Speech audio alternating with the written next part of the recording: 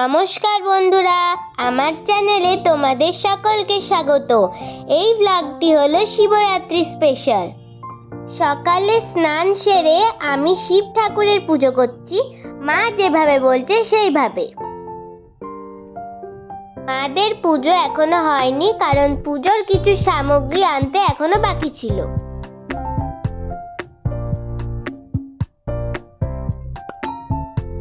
যেহেতু আমার এখন এক্সাম চলছে, তাই আমি পড়াগুলো রেডি করে নিচ্ছি।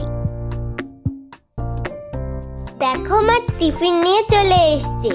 আজ টিফিনে ছিল আলুর তরকারি, মিষ্টি আর চিনি ভরা পরোটা, যেটা আমার খেতে খুব ভালো লাগে। জানো, এটা ঠাম্মি বানিয়েছিল।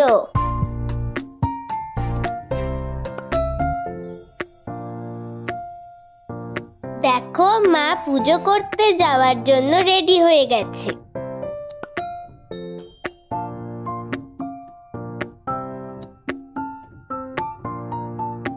চলে এসেছি মন্দিরে। ধূপকাঠিটা এত বড় ছিল যে মা কোথায় রাখবে বুঝতেই পারছিল না।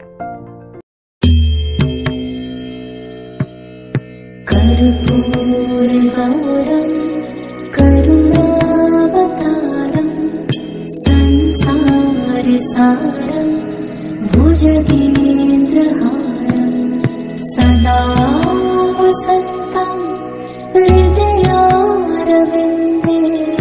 भवं भवानी सहितं नमामि भवं भवानी सहितं नमामि। দেখো, ঢাকি দাদু কি সুন্দর ঢাক বাজাচ্ছে। ইনি আমাদের দুর্গাপুজোতেও ঢাক বাজান। এবার পাড়ার সকলে মিলে একসাথে ভোলানাথের পুজো করছে।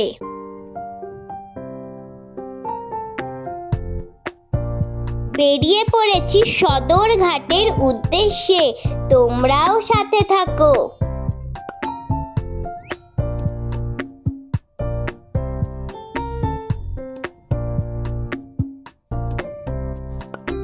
প্রতি বছর শিবরাত্রিতে এই মন্দিরটি খুব সুন্দরভাবে সাজানো হয়, যদিও আমি এই প্রথমবার এই সময় এলাম। আর এই সময় গঙ্গা নদীর ভিউটা হয় অপূর্ব। পা বাড়ালাম বাড়ির পথে।